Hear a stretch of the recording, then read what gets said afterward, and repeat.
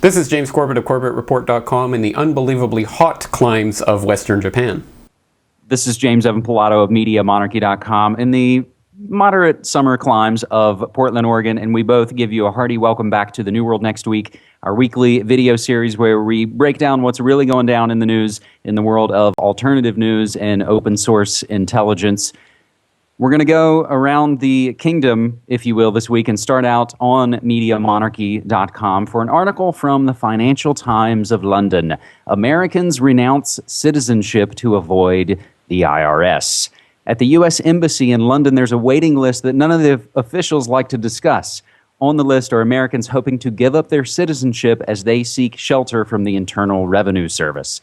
One lawyer fighting for her client's rights to do so, Suzanne Reisman, former civil rights campaigner who's now a private client lawyer in Mayfair, central London.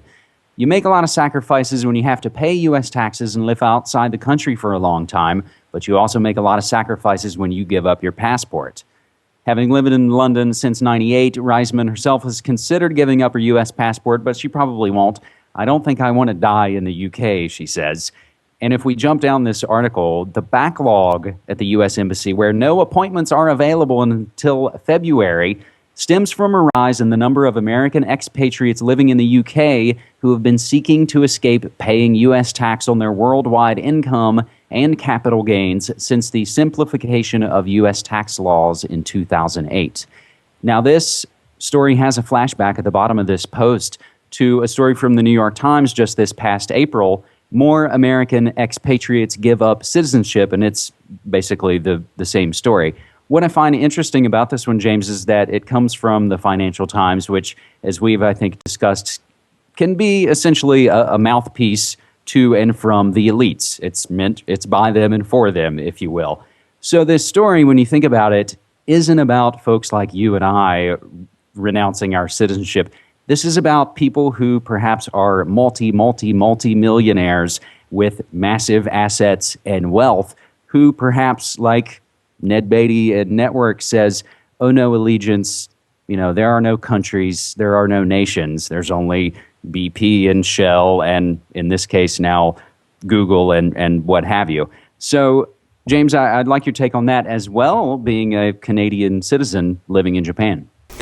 Well, that's right. I mean, I'm certainly not a multi-millionaire or anything like that, but yes, I'm a Canadian citizen here in Japan, so I do have to pay taxes in Canada, and it is, it's a significant amount of money, even just the small amount that I have to pay on my paltry salary, but it is something that's very difficult for a lot of people here, and I know a lot of Americans here who have a lot of dealings and headaches with the IRS and things like that, so it's just, it's very difficult for the average person to escape, and I think the average person probably isn't willing to renounce their citizenship just to evade taxes or whatever, so it can be quite a headache. But I think you're right, definitely, when you have millions of dollars at stake, I guess there is more interest in doing something like that. Mm-hmm. And there's just no way to escape the clutches of the IRS or the tax services. I wonder if this also speaks to maybe seeing some, rats jump the ship, as essentially we know they wanted to perform a controlled demolition on world economies, but now you even have elites saying that maybe it's gotten out of their hands. I don't want to paint all the folks with a broad brush about people who are thinking about renouncing their citizenship and calling them bankster corporate scum by any stretch, but I think this is what we're trying to look at, and this is what we're trying to get into with these stories, is see how they extrapolate out to the larger story. That's right. Yeah, exactly. And it is. It's just another sign that obviously, as the economy collapses, the tax services are going to try to reach further and harder and scrape more and more pennies out of everyone's pockets. So as they attempt to shake it out of our pockets, I guess there are people who will eventually go to quite big extremes just to get rid of the IRS or whoever is hounding them. Well, and then, you just now remind me of things like debtor prisons coming back and all those sorts of things. But we don't have time to get into all that here. Let's move now to our second story, and this one's on cyberspacewar.com. And this comes originally by way of defense news, but thanks, of course, to the fine work at cryptagon.com, tax-funded Pentagon software ends up being owned by corporations. Now, the Defense News article is titled, Pentagon is Losing the Softwar software, with a little parenthesis. But reading from, the Department of Defense spends tens of billions of dollars annually creating software that is rarely reused and difficult to adapt to new threats. Instead, much of this software is allowed to become the property of defense companies, resulting in DoD repeatedly funding the same solutions or worse, repaying to use previously created software. The lack of a coherent set of policies and regulations for the DoD's intellectual property has eroded the U.S. military competitive advantage. Yada, yada, the Defense News article goes on. Let's get to the last pertinent point on this. The Byzantine rules governing the military's intellectual property portfolio use an antiquated right structure where the contractor always retains copyright and therefore effective monopoly control over taxpayer-funded software ideas. By contrast, commercial industry ruthlessly exercises control over its own software ideas. James, what's your take on this? Well, I mean, is this really that much of a surprise, and is it really that much, I mean, isn't this obviously something that's built into the system so that it basically becomes a way to fund corporations through the government? I mean, this is the type of thing we see in so many different aspects of the government that why would we expect anything else from the Department of Defense? And it's that revolving door. I suppose now this has a new sort of 21st century, technological overlay.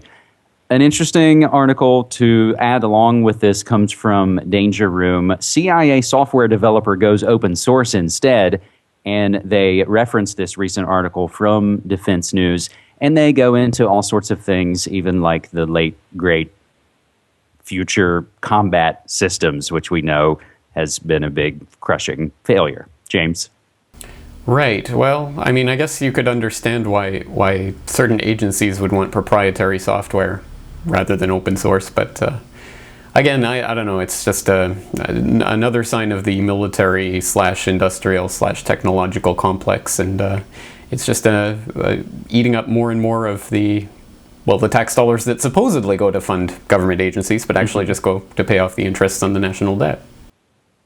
And, we could even tie in things like the P-Tech story and some of the software that runs on our, supposedly confidential military networks. And of course, all that we've touched on recently with WikiLeaks and all those developments there and Project Vigilant and all those sorts of things are there. And again, folks, we hope you will go to the sites and go to the stories and dig through them and read these things for yourself. And please Google P-Tech 9/11, P-Tech 9/11, P-Tech 9/11.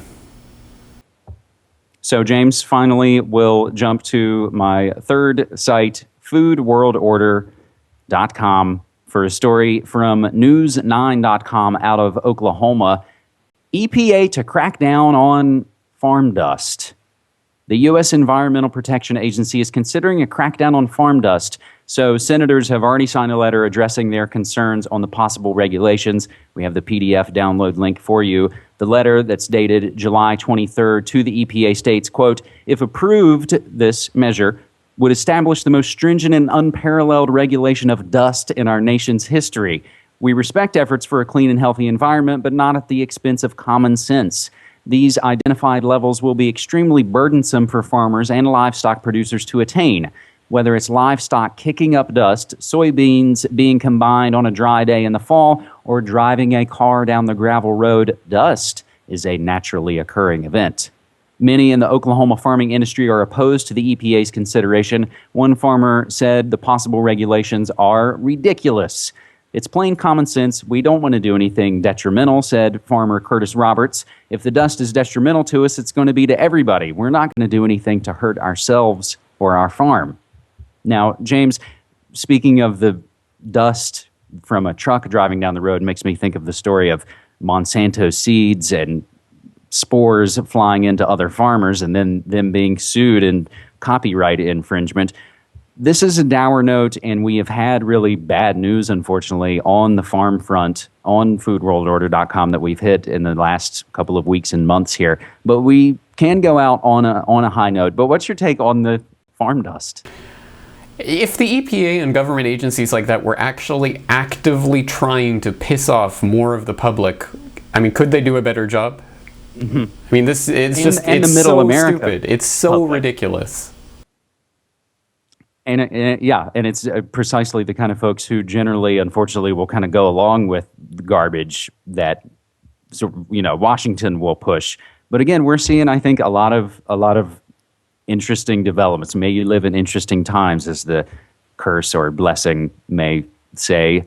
But I mentioned we can go out on a high note. We'll take one from the Boston Globe, also posted on foodworldorder.com. Farming surges in Massachusetts with new crop of devotees. After decades of decline, farming is resurging across the state. New farmers are graduates fresh out of college, immigrants with farming backgrounds, former professionals starting second careers, those looking to make a new living from tilling the soil at training programs run by the state, universities, or nonprofit organizations. This is also going on. We have another story that Salt Lake County is talking about creating urban farms. And ultimately, this is going to be the move that is going to have to take place, James. Absolutely. We have to take food production back into our own hands. Absolutely. All right, James Evan Pilato, MediaMonarchy.com. Thanks again. Thanks so much, man. Take care.